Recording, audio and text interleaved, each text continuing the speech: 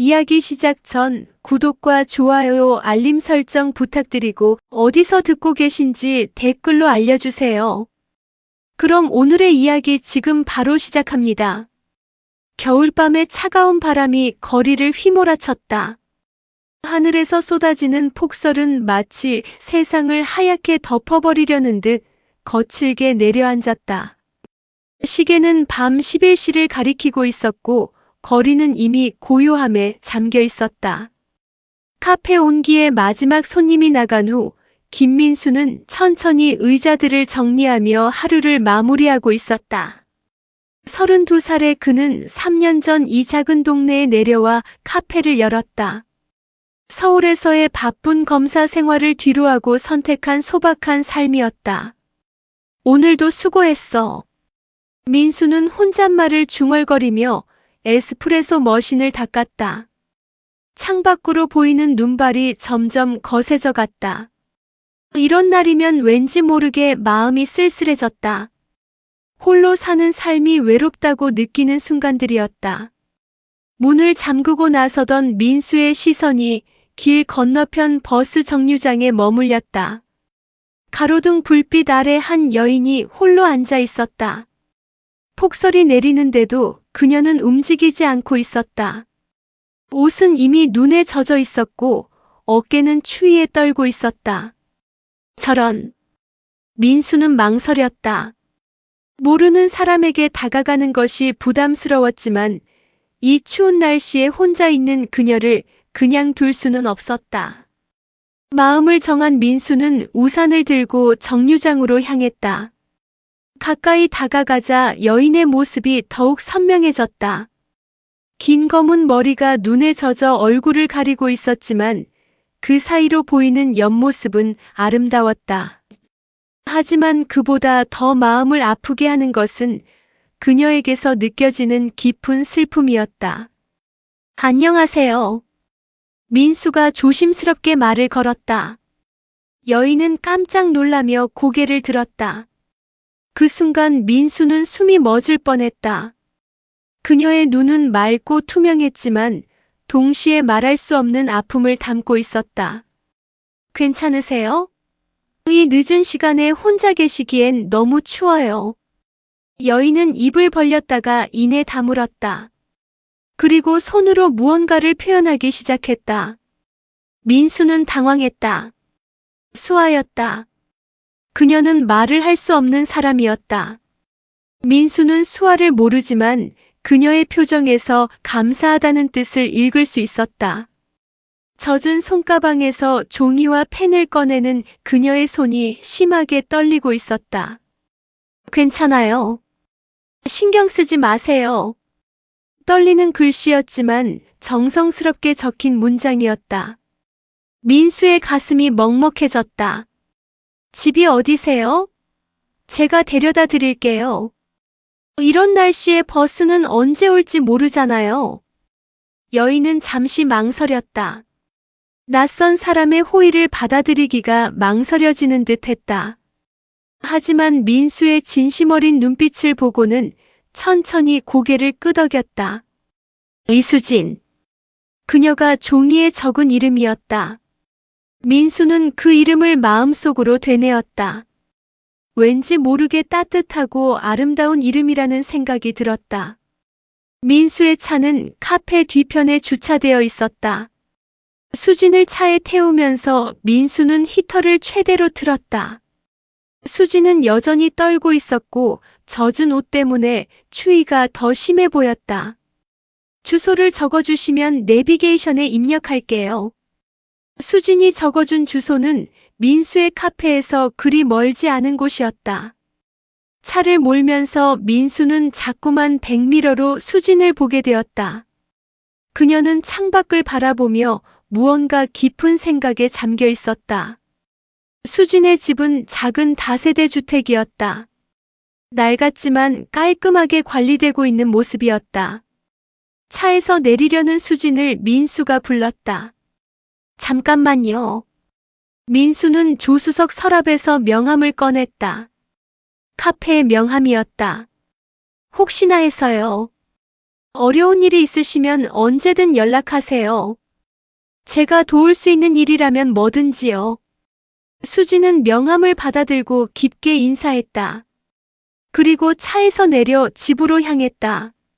민수는 그녀가 안전하게 집에 들어가는 것을 확인한 후에야 차를 출발시켰다. 집으로 돌아가는 길 민수의 마음은 이상하게 설렜다. 수진의 맑은 눈빛이 자꾸만 떠올랐다.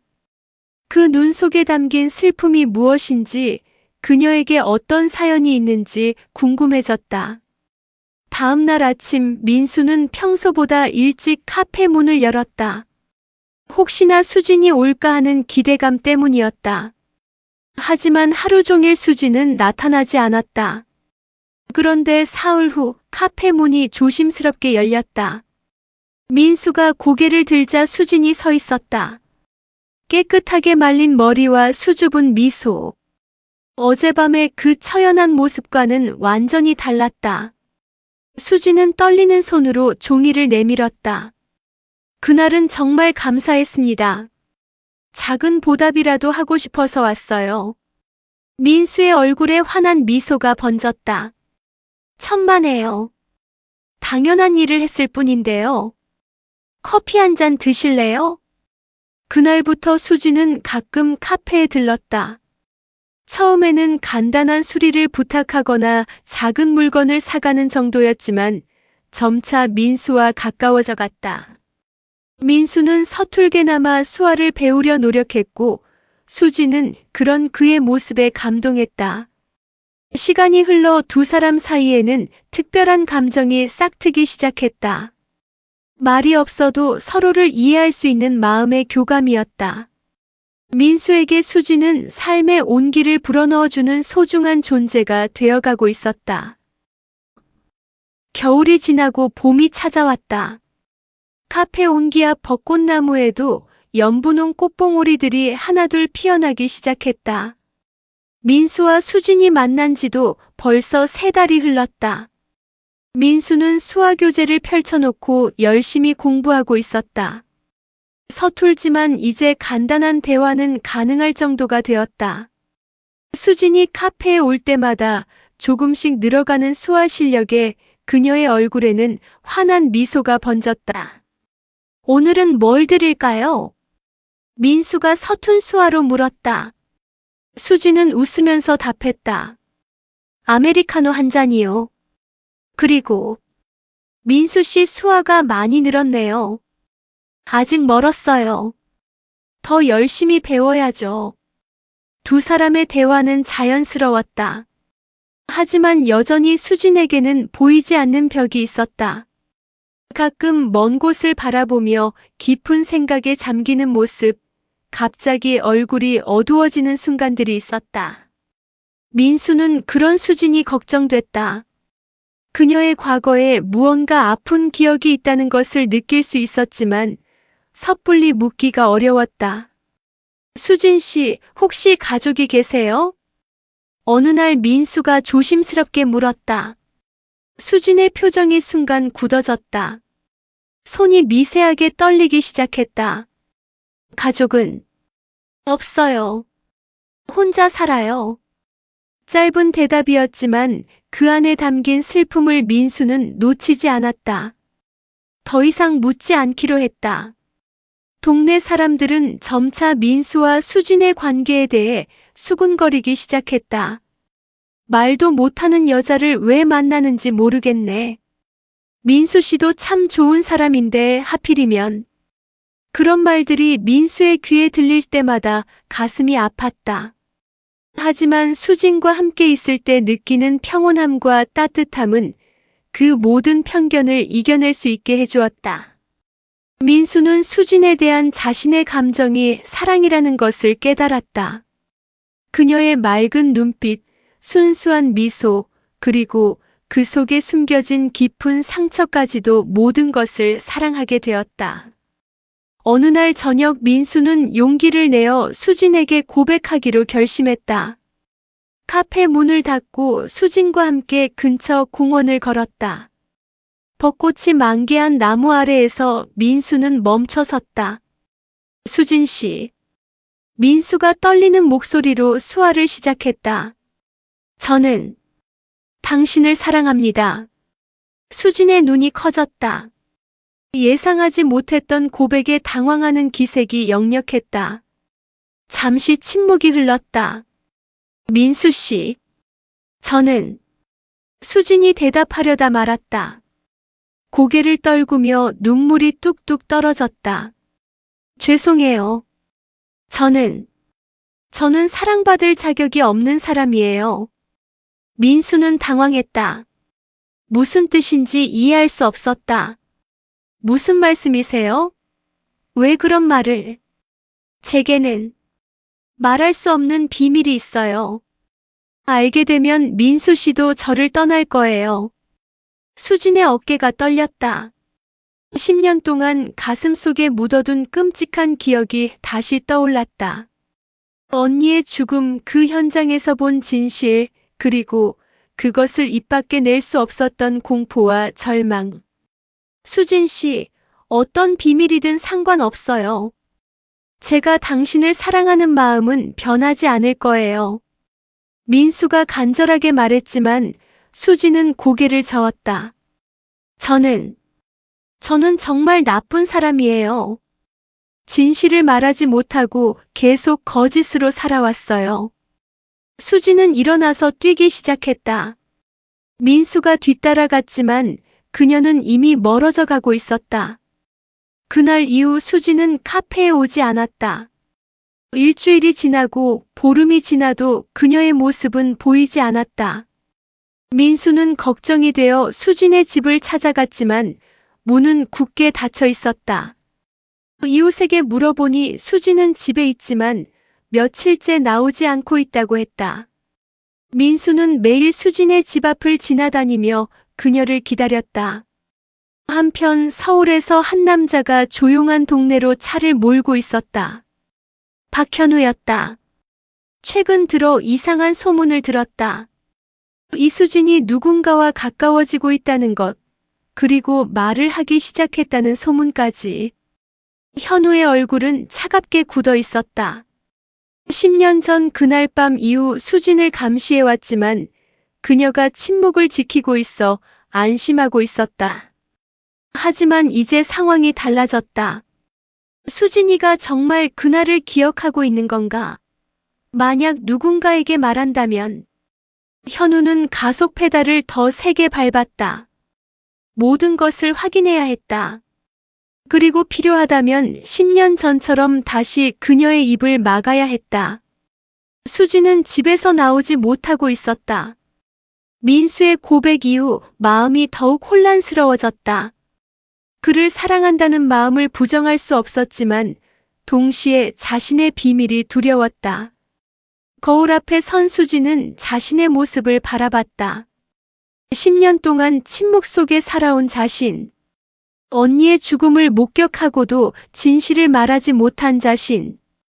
과연 사랑받을 자격이 있는 걸까? 창밖으로 보이는 카페 온기의 불빛이 따뜻해 보였다. 민수가 자신을 기다리고 있을 것 같았다. 하지만 나갈 용기가 나지 않았다. 그때 현우가 이 동네에 도착했다는 것을 수진은 아직 모르고 있었다. 10년 만에 다시 시작될 악몽을, 그리고 자신과 사랑하는 사람을 위협할 위험을 예감하지 못하고 있었다. 민수는 여전히 카페에서 수진을 기다리고 있었다. 그녀의 빈자리가 너무나 컸다.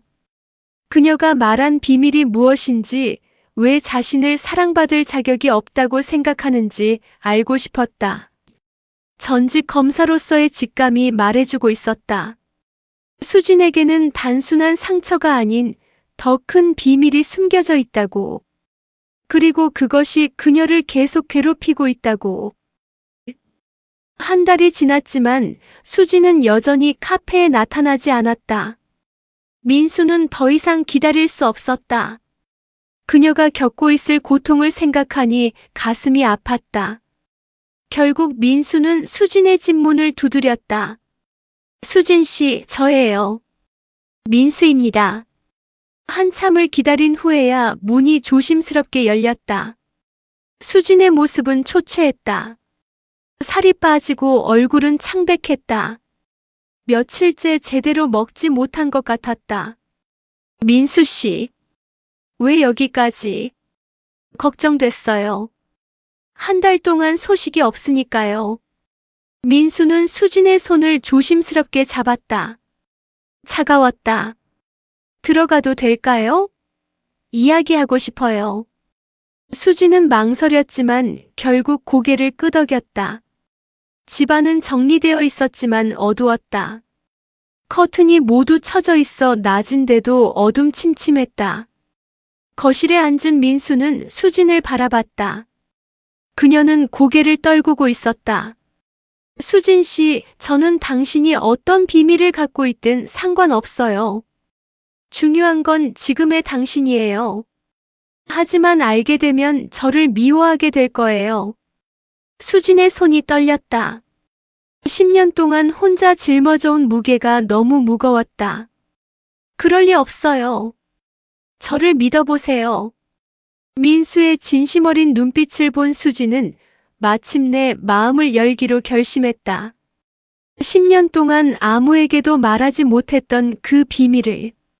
민수 씨, 저는 사실 말을 할 수 있어요. 순간 민수는 놀랐다. 수진이 떨리는 목소리로 말하고 있었다. 10년 만에 처음 내는 목소리였다. 저는 10년 동안 거짓말을 했어요. 말을 못하는 척하면서 살아왔어요. 목소리가 갈라졌다. 너무 오랫동안 사용하지 않아서 쉰 목소리였지만 분명히 말을 하고 있었다. 민수는 충격을 받았지만 침착하게 물었다. 왜 그래야 했던 거예요? 수진의 눈에서 눈물이 흘러내렸다. 이제 모든 것을 말해야 할 때였다. 10년 전, 제가 19살 때였어요. 언니가 있었어요. 이수연. 저보다 3살 위였죠. 수진은 떨리는 목소리로 언니 이야기를 시작했다. 수연은 아름답고 활발한 성격의 대학생이었다. 그때 박현우라는 남자친구가 있었다. 현우 오빠는 처음엔 언니를 정말 사랑하는 것 같았어요. 하지만 점점 집착이 심해졌어요. 수연은 현우의 과도한 집착 때문에 힘들어했다. 데이트 폭력도 몇 번 있었지만 현우는 그때마다 사과하며 변하겠다고 약속했다. 그날은 2014년 8월 15일 밤이었어요. 언니가 현우 오빠와 만나러 간다고 했는데 표정이 너무 어두웠어요. 걱정이 되어서 몰래 따라갔어요. 수진의 목소리가 더욱 떨렸다. 그날 밤의 기억이 생생히 떠올랐다. 언니가 현우 오빠를 만난 곳은 시내 외곽의 폐건물 옥상이었어요. 연인들이 자주 가는 곳이었죠. 저는 멀리서 지켜봤어요. 그날 밤 수연은 현우에게 이별을 통보했다. 더 이상 그의 집착과 폭력을 견딜 수 없다고 했다. 현우는 그것을 받아들이지 못했다.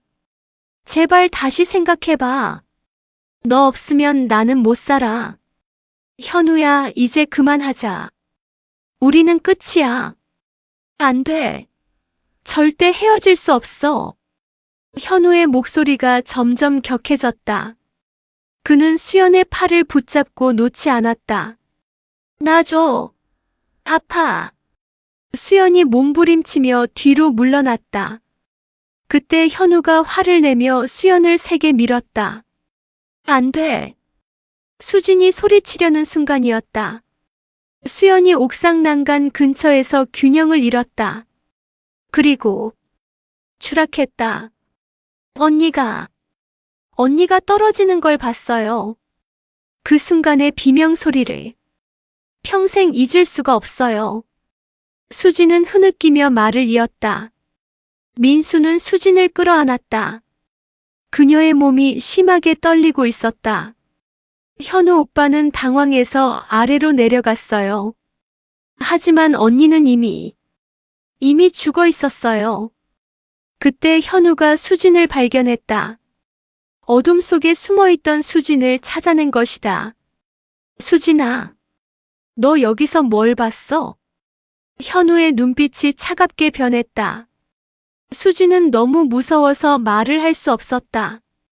아무것도 못 봤어요. 그래, 넌 아무것도 못 봤어. 언니는 자살한 거야. 알겠지? 만약 다른 말을 한다면. 현우는 말을 끝맺지 않았지만 그 위협이 수진에게는 충분했다. 그날 이후 저는 말을 할 수 없게 됐어요. 충격으로 실어증이 온 거죠. 몇 달 후에는 다시 말할 수 있게 됐지만 현우 오빠의 그 눈빛이 너무 무서웠어요. 그래서 계속 말을 못하는 척했어요.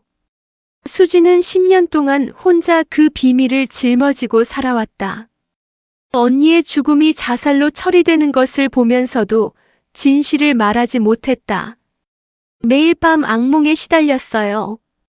언니의 마지막 모습이 현우 오빠의 차가운 눈빛이 계속 떠올랐어요. 민수는 수진을 더욱 꽉 안았다. 10년 동안 혼자 감당해온 그 고통이 얼마나 컸을지 상상할 수 있었다. 수진 씨, 정말 힘들었겠어요. 혼자서 그 모든 걸 견뎌내다니. 그래서 저는 사랑받을 자격이 없어요. 언니를 구하지 못했고 진실을 말하지도 못했어요. 저는 비겁한 사람이에요. 아니에요. 당신은 피해자예요. 19살에 그런 끔찍한 일을 겪었는데 어떻게 혼자 감당할 수 있었겠어요? 민수의 목소리에는 분노가 섞여 있었다. 박현우에 대한 분노, 그리고 수진을 혼자 방치한 세상에 대한 분노였다. 이제는 다르게 할 수 있어요.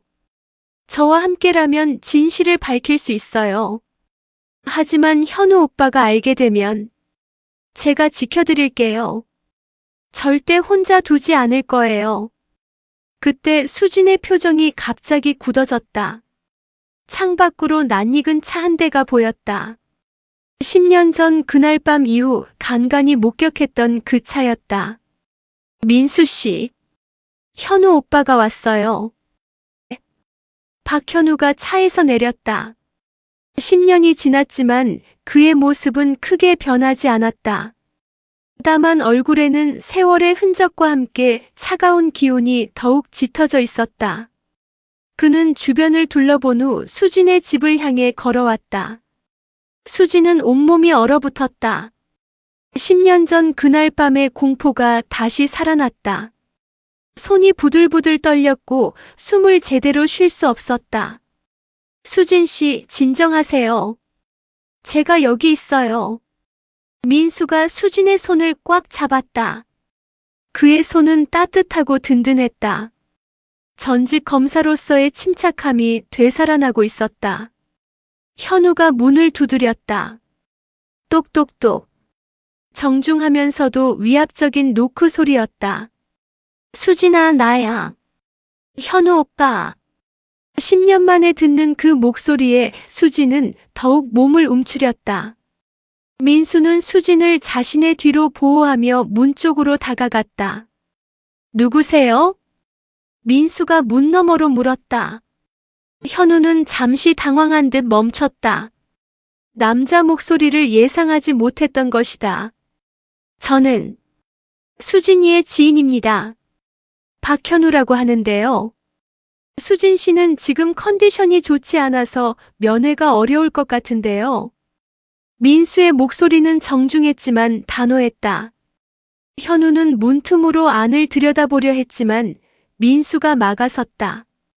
수진아, 오빠 목소리 들리지? 오랜만에 얼굴 좀 보자. 현우의 목소리에는 강제성이 묻어났다. 수진은 더욱 떨었다.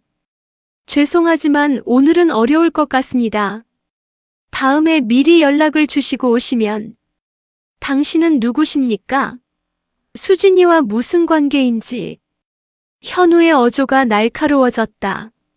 민수는 문을 조금 열고 현우와 마주했다. 두 남자의 시선이 부딪혔다. 저는 김민수입니다. 수진 씨, 남자친구예요. 현우의 얼굴이 순간 굳어졌다. 예상하지 못한 변수였다. 10년 동안 수진을 감시해왔지만 그녀가 누군가와 이렇게 가까워진 것은 처음이었다. 아, 그래요? 수진이가 남자친구가 생겼다니 반갑네요. 저는 수진이의 옛 친구입니다. 현우가 억지로 미소를 지었지만 그 미소는 전혀 따뜻하지 않았다. 오래된 친구라고 하셨는데 수진 씨가 당신에 대해 언급한 적이 없는데요. 민수의 말에 현우의 표정이 미묘하게 변했다. 글쎄요. 예전 일이니까. 그런데 수진이는 말을 못하는 걸로 아는데 어떻게 연애를? 수진 씨는 수아로 충분히 소통이 가능해요. 말보다 진심이 중요하죠. 민수의 답변에 현우는 뭔가 석연치 않다는 표정을 지었다. 수진이 정말 아무 말도 하지 않고 있는 건지 확신이 서지 않았다. 그렇군요. 혹시 수진이 예전 일에 대해 뭔가 말한 적은 없나요? 가족 이야기라든지. 현우가 탐색적으로 물었다. 민수는 그의 의도를 눈치챘다. 개인적인 이야기는 잘하지 않더라고요. 과거보다는 현재가 중요하다고 생각해서요.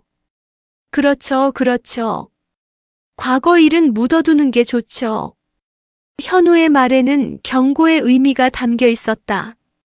민수는 그것을 놓치지 않았다. 혹시 연락처를 알려주실 수 있나요? 나중에 수진이 컨디션이 좋아지면 연락드릴게요. 현우가 명함을 내밀었다. 민수는 받아들며 현우의 정보를 확인했다. 박현우, 중소기업 운영이라고 적혀 있었다. 그럼 이만. 현우가 돌아서려는 순간 집안에서 작은 소리가 들렸다. 수진이 넘어지면서 화분을 건드린 소리였다. 괜찮아요? 민수가 급히 돌아보며 물었다. 그 순간 현우는 문틈으로 안을 들여다봤다. 수진이 바닥에 주저앉아 있는 모습이 보였다. 수진아. 현우가 큰 소리로 불렀다. 수진은 깜짝 놀라 현우를 바라봤다. 10년 전과 똑같은 그 차가운 눈빛. 수진의 얼굴이 창백해졌다. 오랜만이야. 많이 변했네. 현우의 입가에 냉소적인 미소가 번졌다. 수진은 아무 대답도 할 수 없었다. 그럼 다음에 다시 올게. 수진아, 몸조리 잘하고. 조심해. 마지막 말에는 분명한 위협이 담겨 있었다. 현우는 돌아서서 차로 향했다. 민수는 문을 닫고 수진에게 달려갔다. 수진은 여전히 바닥에 앉아 떨고 있었다. 괜찮아요. 이제 갔어요. 민수 씨. 그 사람이 박현우예요. 언니를 죽인. 수진의 목소리는 떨림으로 가득했다. 민수는 수진을 소파로 옮기고 물을 가져다 주었다. 진정하세요. 제가 지켜드릴게요. 하지만 민수의 마음도 편하지 않았다. 현우와 대화를 나누면서 느꼈던 그의 위험한 기운. 그리고 마지막에 던진 조심해라는 말의 의미. 현우는 차 안에서 휴대폰을 꺼냈다. 그리고 몇 년 전부터 고용해온 사설 탐정에게 전화를 걸었다. 김민수라는 남자 조사해줘. 수진이 주변 인물이야. 알겠습니다. 언제까지 필요하신가요? 최대한 빨리. 그리고 수진이 동향도 더 자세히 파악해. 뭔가 변한 것 같아. 전화를 끄는 현우는 백미러로 수진의 집을 바라봤다. 10년 동안 완벽하게 통제했다고 생각했는데 이제 변수가 생긴 것이다. 김민수. 얼마나 알고 있는 거지? 현우는 엔진을 걸었다. 상황을 정확히 파악하고 대책을 세워야 했다. 10년 전처럼 깨끗하게 정리할 수 있는 방법을. 집안의 수지는 민수의 품에서 울고 있었다. 10년 만에 현우를 직접 마주한 충격이 너무 컸다. 이제 어떻게 해야 해요? 현우 오빠가 의심하고 있어요. 걱정하지 마세요. 우리에게는 진실이 있어요. 그리고 저는 전직 검사예요. 어떻게 대처해야 하는지 알고 있어요. 민수는 수진을 안심시키면서도 마음속으로는 전략을 세우고 있었다. 현우는 분명 다시 올 것이고 그때까지 준비를 해야 했다. 수진 씨, 혹시 10년 전 사건에 대한 증거가 남아있나요? 일기나 메모 아니면 현우가 협박했다는 증거라도. 수진은 잠시 생각하더니 방으로 들어갔다. 그리고 서랍 깊숙한 곳에서 낡은 수첩을 꺼내왔다. 이거, 그날 밤 이후로 제가 쓴 일기예요. 악몽 내용이나 현우 오빠가 나타났던 날들을 기록해뒀어요. 민수는 수첩을 받아들었다. 10년간의 고통이 고스란히 담긴 기록이었다. 이것만으로도 충분해요. 지속적인 감시와 정신적 협박의 증거가 될 수 있어요. 민수는 수진의 손을 잡았다. 이제 혼자가 아니에요. 함께 싸워요. 언니를 위해서라도. 수진의 눈에 결의가 서렸다. 10년 동안 숨어 살았지만 이제는 달랐다. 곁에 자신을 믿어주는 사람이 있었다. 현우와의 만남 이후 며칠이 지났다. 민수는 수진을 카페로 데려와 함께 있으면서 그녀를 보호하고 있었다. 수진은 여전히 불안해했지만 민수 곁에 있으면 조금이나마 안심이 되었다. 민수는 서울에 있는 옛 동료 검사 이정훈에게 전화를 걸었다. 10년 전 사건을 다시 들여다보기 위해서는 공식적인 도움이 필요했다. 정훈아, 나 민수야. 민수. 오랜만이야. 시골 생활은 어때?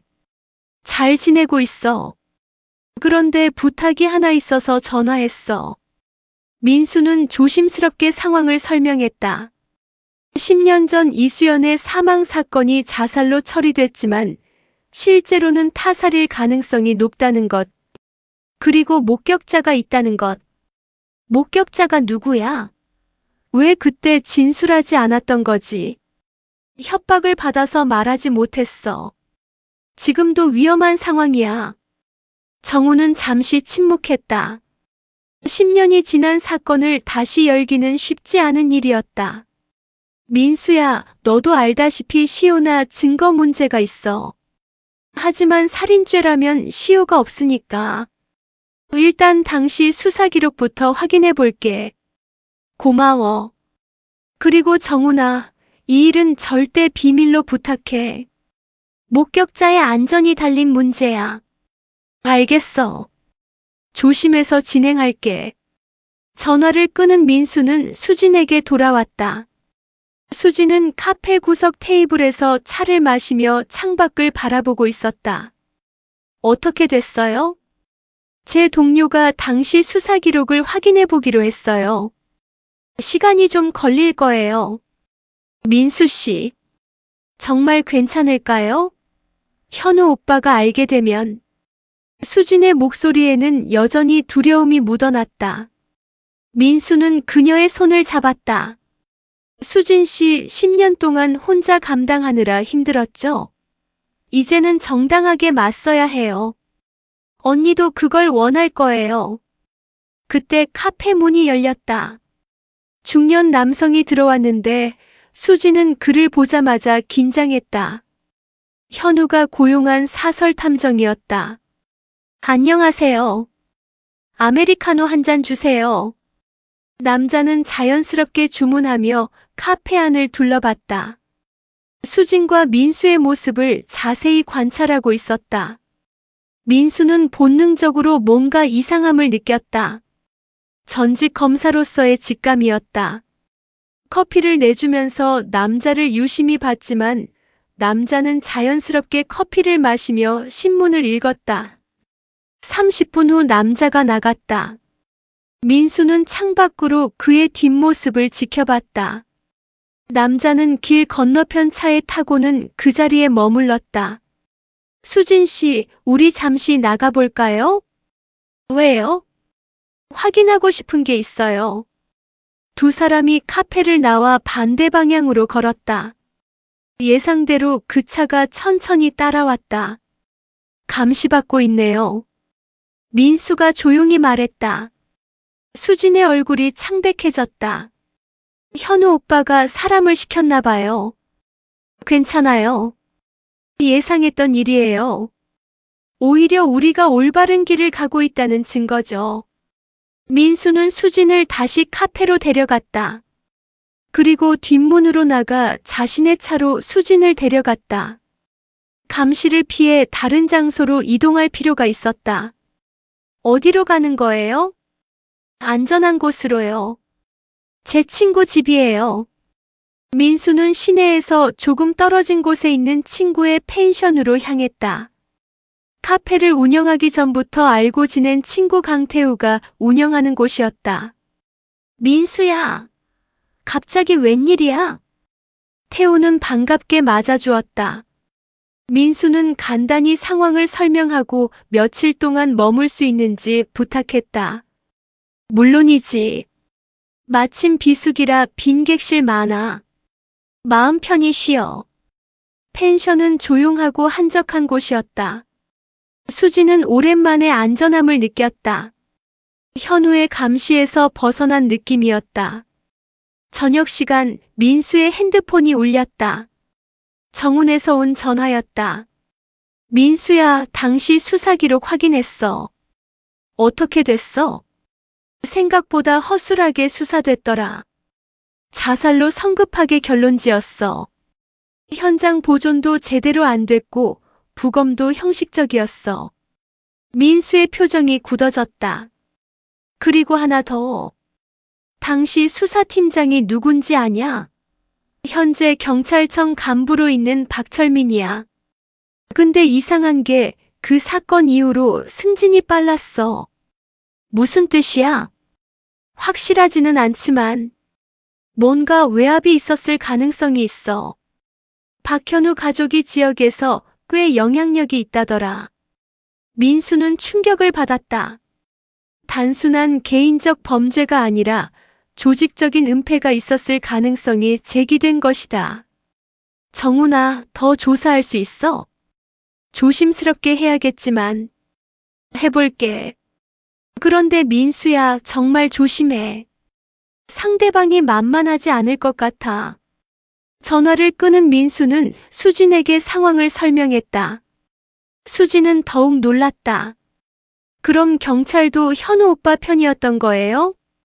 모든 경찰이 그런 건 아니에요. 하지만 당시 수사에 문제가 있었던 건 확실해 보여요. 그럼 우리가 이길 수 있을까요? 진실은 언젠가 밝혀져요. 시간이 걸리더라도 포기하지 말아요. 그날 밤 수지는 오랜만에 편안한 잠을 잤다. 악몽도 꾸지 않았다. 민수가 옆방에 있다는 사실만으로도 안심이 되었다.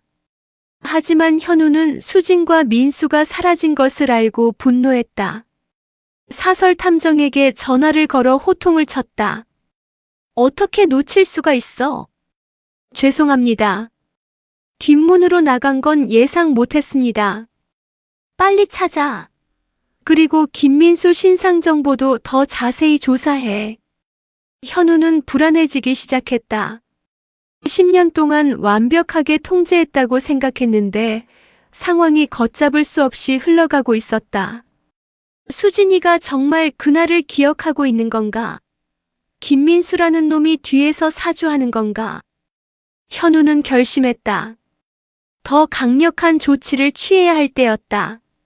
10년 전처럼 확실하게 정리해야 했다. 한편 펜션에서 민수와 수지는 앞으로의 계획을 세우고 있었다. 수지는 처음으로 희망을 품기 시작했다. 민수 씨, 정말 언니의 억울함을 풀어줄 수 있을까요? 반드시 그렇게 할 거예요. 언니도 10년 동안 기다렸을 거예요. 고마워요. 민수 씨를 만나지 못했다면 저는 평생 이 비밀을 안고 살았을 거예요. 민수는 수진을 끌어안았다. 이제 돌이킬 수 없는 길에 들어섰다. 하지만 진실을 위해서라면 어떤 위험도 감수할 각오가 되어 있었다. 일주일이 지났다. 펜션에서의 평온한 시간도 잠시, 현실은 점점 더 복잡해지고 있었다. 민수의 동료 정훈으로부터 추가 소식이 들려왔다. 민수야, 박현우에 대해 더 조사해봤는데 상당히 복잡한 인물이야.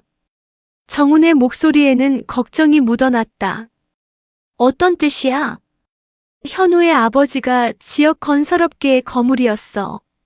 10년 전 당시에도 상당한 영향력이 있었고, 그리고 현재 박철민 경찰청 간부와 오래된 인맥관계야. 민수의 표정이 어두워졌다. 그뿐만 아니야. 현우 본인도 현재 여러 사업을 하고 있는데 그 중에 사설보안업체도 있어. 쉽게 말해서 인력도 충분하고 돈도 많다는 거지. 위험하다는 뜻이군. 그래. 그리고 하나 더. 당시 이수연 사건 현장에서 발견된 CCTV가 있었는데 기록이 사라졌어. 기술적 오류라고 처리됐지만 민수는 한숨을 쉬었다. 상대는 생각보다 훨씬 치밀하고 조직적이었다. 하지만 포기하지 마. 내가 믿을 만한 후배 수사관 하나 있어. 조용히 도움을 요청해 볼게. 전화를 끊은 민수는 수진에게 상황을 설명했다. 수진의 얼굴이 창백해졌다. 역시 현우 오빠는 그냥 넘어가지 않을 거예요. 민수 씨, 이제라도 그만둬요. 저 혼자 감당할게요. 안 돼요. 이미 시작한 일이에요. 그리고 수진 씨 혼자 감당할 수 있는 상대가 아니에요. 민수는 수진의 손을 꽉 잡았다. 우리에게는 가장 강력한 무기가 있어요. 진실이요. 그날 오후 현우는 직접 움직이기 시작했다. 그는 몇 명의 부하들과 함께 민수의 카페로 향했다. 카페는 문을 닫은 상태였지만 현우는 아랑곳하지 않고 주변을 뒤졌다. 태우의 펜션을 찾아내는 것은 그리 어렵지 않았다. 민수의 교우 관계를 조사하면 금방 나오는 정보였다. 사장님 찾았습니다.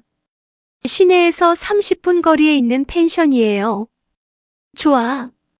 하지만 성급하게 움직이지 마. 계획을 세워야 해. 현우는 펜션 주변을 정찰했다. 한적한 곳이라 오히려 일을 처리하기에는 좋은 장소였다. 하지만 섣불리 움직였다가는 오히려 역효과가 날 수 있었다. 그날 저녁 태우가 민수에게 이상한 소식을 전했다.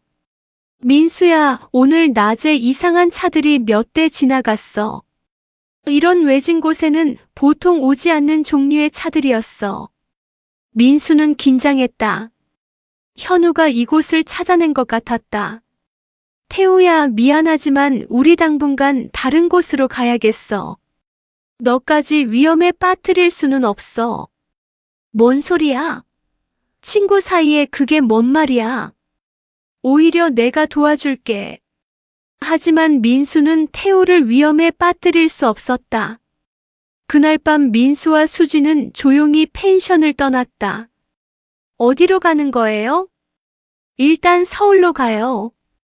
제 동료가 있는 곳이 더 안전할 거예요. 새벽 2시, 민수는 수진과 함께 서울로 향했다. 하지만 그들이 떠난 것을 알아챈 현우의 부하들이 뒤따르고 있었다. 사장님, 목표물이 서울 방향으로 이동 중입니다. 놓치지 마. 하지만 서울에서는 함부로 움직이지 마. 너무 눈에 띈다. 현우는 전략을 수정했다.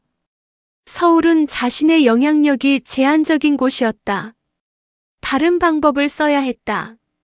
서울에 도착한 민수와 수지는 정훈의 집에 임시로 머물게 되었다.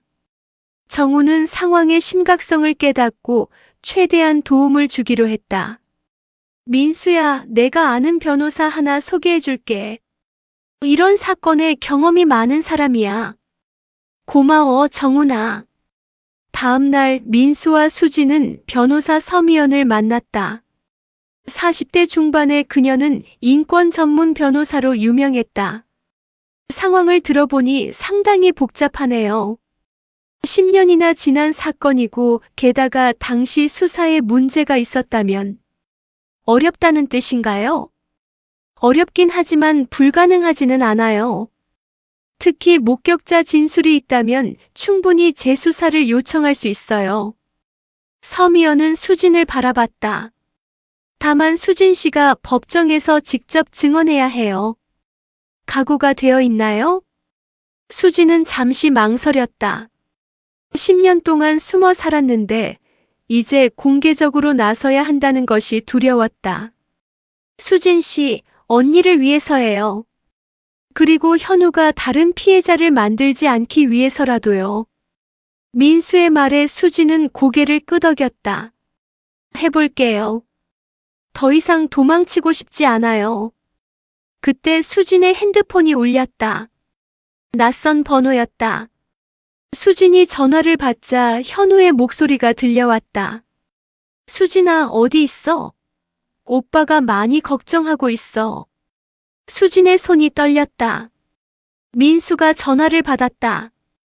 그만하세요. 더 이상 수진 씨를 괴롭히지 마세요. 김민수 씨군요. 우리 한번 만나서 이야기해봐요. 아마 오해가 있는 것 같은데. 만날 필요 없습니다. 정말이요? 수진이의 안전을 위해서라도 만나는 게 좋을 텐데. 서울이 안전한 곳이라고 생각하시나요? 위협적인 어조였다. 민수는 전화를 끊었지만 현우가 그들의 위치를 파악하고 있다는 것이 분명했다. 정훈아, 우리 상황이 위험해. 다른 곳으로 옮겨야겠어. 내가 아는 안전가옥이 하나 있어. 거기로 가자. 하지만 현우는 이미 다음 수를 준비하고 있었다. 그는 박철민에게 전화를 걸었다. 철민 형, 나야 현우. 현우야, 웬일이야? 10년 전 일 기억나지? 그때 형이 도움 줬잖아. 박철민의 목소리가 경직됐다. 왜 갑자기 그 얘기를 하는 거야? 문제가 생겼어. 목격자가 나타났어. 잠시 침묵이 흘렀다. 알겠다. 조용히 처리하자. 현우는 미소를 지었다. 여전히 철민을 움직일 수 있었다. 10년 전의 비밀은 박철민에게도 치명적인 약점이었다. 그날 밤 민수와 수진이 머물고 있는 안전가옥 주변에 수상한 인물들이 나타났다. 정훈이 먼저 눈치채고 민수에게 알렸다. 민수야, 상황이 안 좋아. 감시당하고 있어. 그럼 또 이동해야겠군. 아니야. 이번에는 다른 방법을 써보자. 정훈의 눈빛에 결의가 서렸다. 내일 아침 일찍 경찰서로 가자. 공식적으로 신고하는 거야. 하지만 경찰 내부에도 현우의 사람이 있을 텐데. 그래서 언론도 함께 움직이는 거야. 공개적으로 하면 함부로 덮을 수 없어. 민수는 정훈의 제안에 동의했다. 이제 숨어 다닐 때가 아니었다. 정면 승부를 해야 할 때였다. 수지는 두려웠지만 결심했다. 10년 동안 침묵했지만 이제는 목소리를 내야 할 때였다. 언니를 위해서 그리고 자신을 위해서.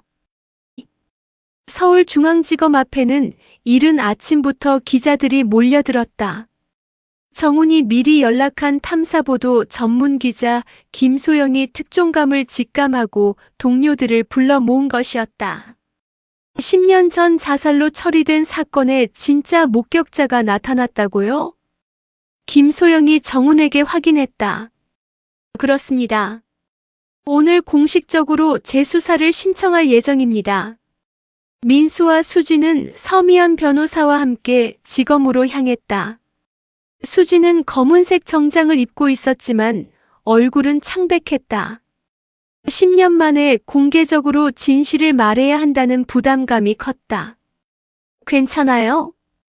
민수가 수진의 손을 잡았다. 차가웠다. 무서워요. 하지만 해야 해요. 언니를 위해서. 지검에 들어서자 기자들의 플래시가 터졌다. 수진은 깜짝 놀라 민수에게 더 바짝 다가섰다. 수진 씨, 10년 전 사건에 대해 한 말씀 해주세요. 정말 타살이었나요? 기자들의 질문이 쏟아졌지만 서미연이 손을 들어 제지했다. 공식 진술 후에 브리핑을 갖겠습니다. 한편 현우는 박철민과 긴급 회의를 하고 있었다. 이런 식으로 공개되면 우리가 곤란해집니다. 박철민이 불안해했다. 진정해, 철민아. 아직 끝난 게 아니야. 10년이나 지난 사건이고 목격자 진술만으로는 한계가 있어. 하지만 언론이 물고 늘어지면 그래서 다른 방법을 써야지. 현우의 눈빛이 차가워졌다. 지검에서 수진의 진술이 시작됐다. 담당 검사는 정훈의 후배인 윤재호였다. 그는 신중하게 수진의 이야기를 들었다. 증인께서는 2014년 8월 15일 밤 사건 현장을 목격하셨다고 하시는데 구체적으로 설명해 주시겠습니까? 수진은 떨리는 목소리로 10년 전 그날 밤을 다시 증언했다. 언니 이수연과 박현우가 옥상에서 다투고 있었어요. 언니가 헤어지자고 하니까 현우가 화를 내면서 언니를 밀었어요. 그래서 언니가 떨어졌어요. 그 후 박현우가 어떻게 했나요? 아래로 내려가서 언니 상태를 확인하고 그리고 저를 발견했어요. 아무 말 하지 말라고 협박했어요. 10년 동안 왜 신고하지 않으셨나요? 무서웠어요. 현우가 계속 감시했고 가끔 나타나서 경고했거든요. 그리고 충격으로 말을 할 수 없게 됐어요. 윤재호는 수진이 가져온 10년간의 일기를 검토했다. 현우의 감시와 협박에 대한 구체적인 기록들이 담겨 있었다. 이 일기는 언제부터 쓰신 건가요? 사건 일주일 후부터요. 악몽 때문에 잠을 못 자서 기록으로 남겨놨어요. 진술이 끝난 후 서미연 변호사가 브리핑을 열었다. 저희 의뢰인은 10년 전 이수연 씨 사망 사건을 직접 목격한 유일한 증인입니다. 당시 자살로 처리된 이 사건은 실제로는 박현우에 의한 살인 사건이었습니다. 기자들이 술렁거렸다. 증거는 충분한가요? 목격자 진술과 10년간의 기록, 그리고 당시 수사 과정의 문제점들이 재수사의 근거가 됩니다. 김소영 기자가 손을 들었다. 혹시 당시 수사 과정에서 외압이나 은폐 시도가 있었나요? 그 부분도 함께 조사해야 할 사안입니다. 브리핑이 끝나자 뉴스는 실시간으로 보도됐다. 10년 전 자살 사건, 실제로는 살인이었다. 침묵의 목격자, 10년 만에 입을 열다 등의 제목으로 포털 사이트 메인을 장식했다. 현우는 뉴스를 보며 분노에 떨었다. 전현이 결국 입을 열었군. 그는 급히 변호사에게 연락했다. 지금 즉시 명예훼손과 무고죄로 고발장을 제출해. 그리고 언론에도 해명 자료를 배포하고. 하지만 사장님, 이미 여론이. 상관없어. 끝까지 부인하는 거야. 10년이나 지난 일을 어떻게 증명한다는 거야? 한편 수지는 진술을 마치고 나서 한결 홀가분해했다. 10년 동안 가슴에 묻어뒀던 비밀을 드디어 세상에 말할 수 있었다. 정말 잘하셨어요. 민수가 수진을 안아주었다. 이제 시작이에요. 앞으로가 더 힘들 거예요. 서미연이 현실적인 조언을 했다. 현우 측에서 반박하고 나올 거고 수진 씨의 신뢰성을 공격할 겁니다. 각오하세요. 예상대로 그날 저녁 현우 측 변호사가 기자회견을 열었다. 제 의뢰인 박현우 씨는 이번 일방적인 주장에 대해 강력히 반발합니다. 10년 전 고인이 된 이수연 씨는 당시 정신적 문제로 고생하고 있었고 안타깝게도 스스로 목숨을 끊은 것입니다. 변호사는 준비된 자료를 제시했다. 증인이라고 주장하는 이수진 씨는 당시 정신적 충격으로 실어증에 걸린 상태였습니다. 10년이 지난 지금 갑자기 나타나서 하는 주장을 어떻게 신뢰할 수 있겠습니까? 현우도 직접 마이크 앞에 섰다. 저는 수연이를 정말 사랑했습니다. 그녀의 죽음은 저에게도 큰 상처였어요. 지금 일어나고 있는 일은 악의적인 모함입니다. 그는 눈물까지 흘리며 억울함을 호소했다. 수진이는 당시 어린 나이에 언니의 갑작스러운 죽음으로 큰 충격을 받았을 거예요. 그 트라우마가 지금까지 이어져서 잘못된 기억을 만들어낸 것 같습니다. 현우의 연기는 완벽했다. 오히려 그가 피해자인 것처럼 보였다. 여론은 분열됐다. 수진을 지지하는 목소리도 있었지만 현우의 주장을 믿는 사람들도 적지 않았다. 10년이나 지난 일을 왜 이제 와서? 정말 기억이 정확한 건가요? 혹시 누군가 사주한 건 아닌가요? 악플들이 쏟아지기 시작했다. 수지는 충격을 받았다. 사람들이 저를 믿지 않아요. 괜찮아요. 진실은 언젠가 밝혀져요. 민수가 수진을 위로했지만 그도 상황의 어려움을 느끼고 있었다. 그때 윤재호 검사에게서 연락이 왔다. 추가 조사를 위해 현장 검증을 해야겠습니다. 수진 씨가 함께 가실 수 있나요? 물론입니다. 다음 날 수진은 10년 만에 그 건물 옥상에 올라갔다. 아직도 난간은 그대로 있었고 언니가 떨어진 자리도 선명했다. 여기가 맞나요? 네. 여기에요. 수진의 목소리가 떨렸다. 10년 전 그날 밤의 기억이 생생하게 되살아났다. 언니가 현우와 저기 난간 근처에서 이야기하고 있었어요. 그리고 수진이 그날의 상황을 재현하는 순간 갑자기 현우가 나타났다. 수진아. 모든 사람들이 놀라 돌아봤다. 현우는 당당하게 옥상으로 올라왔다. 여기서 뭐 하는 거야? 없던 일을 만들어내려고. 당신은 여기 올 자격이 없어요. 민수가 수진을 보호하며 현우 앞을 막아섰다. 자격? 내가 사랑했던 사람이 죽은 곳인데. 현우는 냉소적으로 웃었다. 수진아, 아직도 정신을 못 차렸구나. 10년 전 그날 내가 정말 뭘 봤는지 기억나? 현우의 눈빛이 다시 차가워졌다. 10년 전 그날 밤과 똑같은 위협적인 눈빛이었다. 하지만 이번에는 수진이 달랐다. 더 이상 도망치지 않았다. 기억해요. 모든 걸 다 기억해요. 오빠가 언니를 밀어서 떨어뜨린 것도, 저를 협박한 것도. 증거도 없으면서 무슨 소리야? 증거는 여기 있어요. 수진이 가슴팍을 가리켰다. 10년 동안 제 마음속에 새겨진 진실이 증거예요. 이제 더 이상 숨지 않을 거예요. 현우와 수진이 10년 만에 진실을 놓고 정면으로 맞섰다. 폭풍 같았던 10년의 시간이 이 순간으로 수렴되고 있었다. 옥상에서의 대치 상황은 윤재호 검사의 개입으로 일단락됐다. 현우는 쓴웃음을 지으며 물러났지만 그의 눈빛에는 여전히 위험한 기운이 남아 있었다. 이 정도로 끝날 줄 알아?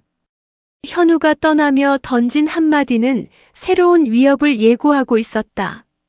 하지만 수진에게는 변화가 일어나고 있었다.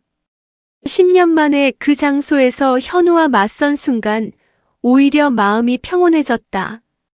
더 이상 숨어서 떨지 않아도 된다는 해방감이었다. 괜찮아요? 민수가 걱정스럽게 물었다. 네. 오히려 홀가분해요. 이제 정말 끝까지 갈 수 있을 것 같아요. 며칠 후 예상치 못한 반전이 일어났다. 정훈이 흥분된 목소리로 전화를 걸어왔다. 민수야, 큰일 났어. 아니, 좋은 일이 생겼어. 무슨 일이야? 10년 전 사건 당시 CCTV 영상이 발견됐어. 민수는 깜짝 놀랐다. 분명히 기술적 오류로 사라진 것으로 알려져 있었는데. 어떻게? 당시 건물관리사무소 직원이 개인적으로 백업을 해둔 거야. 은퇴한 후에도 집에 보관하고 있었는데 뉴스를 보고 양심의 가책을 느껴서 제보한 거야. 이는 게임을 완전히 바꿀 결정적 증거였다. CCTV에는 현우가 수연을 밀어내는 장면이 선명하게 담겨 있었다. 영상 품질은 어때? 조금 흐릿하긴 하지만 충분히 식별 가능해. 그리고 더 중요한 건 시간대가 정확히 일치한다는 거야. 현우는 이 소식을 듣고 완전히 패닉에 빠졌다. 10년 동안 완벽하게 숨겨뒀다고 생각했던 증거가 나타난 것이다. 변호사, 당장 와. 현우는 급히 변호사를 불렀지만 이미 상황은 돌이킬 수 없는 지경에 이르렀다. 사장님, 이번에는 어렵습니다. CCTV 영상은 너무 강력한 증거예요. 돈은 얼마든지 낼 테니까 뭔가 방법을 찾아. 하지만 박철민조차 이제는 현우를 외면하기 시작했다. 자신의 신분을 보호하기 위해서였다. 현우야, 이번에는 내가 도울 수 없어. 너무 공개적으로 알려졌어. 형, 10년 전에 형도 관련되어 있잖아. 그건 나는 몰랐어. 단지 상부 지시를 따른 것뿐이야. 박철민은 자신의 관련성을 부인하며 현우와 거리를 두기 시작했다. CCTV 영상이 공개되자 여론은 완전히 뒤바뀌었다. 수진을 의심했던 사람들도 이제는 그녀를 지지하기 시작했다. 용기 있는 증언에 감사합니다. 10년 동안 얼마나 힘들었을까요? 진실은 결국 밝혀지는군요. 지지 메시지들이 쏟아졌다. 수진은 처음으로 세상의 따뜻함을 느꼈다. 한 달 후 검찰은 박현우를 살인죄로 기소했다. 동시에 당시 수사 과정의 문제점들도 함께 수사하기 시작했다. 첫 공판이 열리는 날 법정은 방청객들로 가득 찼다. 언론의 관심도 뜨거웠다. 수진은 증인석에 당당히 앉았다. 10년 전과는 완전히 다른 모습이었다. 증인은 2014년 8월 15일 밤 사건을 직접 목격하셨습니까? 네, 목격했습니다. 수진의 목소리는 떨리지 않았다. 또렷하고 확신에 찬 목소리였다. 피고인 박현우가 피해자 이수연 씨를 밀어내는 것을 보셨나요? 네, 분명히 봤습니다. 언니가 헤어지자고 하니까 현우가 화를 내면서 언니를 세게 밀었어요. 그래서 언니가 난간을 넘어 떨어졌습니다. 현우는 피고인석에서 수진을 노려봤지만 이제 수진은 그 시선이 두렵지 않았다. 검사가 CCTV 영상을 재생했다. 법정 안이 조용해졌다. 흐릿하지만 현우가 수연을 밀어내는 모습이 선명하게 보였다. 방청석에서 탄식이 흘러나왔다. 현우의 얼굴은 창백해졌다. 피고인, 이 영상에 대해 어떻게 생각하십니까? 현우의 변호사가 일어섰다. 영상이 흐릿해서 정확한 상황을 알 수 없습니다. 피고인이 피해자를 구하려다가 변명하지 마세요. 갑자기 현우가 일어나서 소리쳤다. 법정이 술렁거렸다. 이제 그만하겠습니다. 현우의 목소리가 떨렸다. 10년 동안 지켜온 거짓말에 지친 것 같았다. 저는 수연이를 사랑했습니다. 정말로. 하지만 그날 밤 수연이가 저를 떠나려고 했을 때 순간적으로 화가 났어요. 법정이 더욱 조용해졌다. 밀려고 한 게 아니라 붙잡으려고 했는데 수연이가 균형을 잃고 정말 실수였어요. 하지만 무서웠어요. 아무도 믿어주지 않을 것 같아서.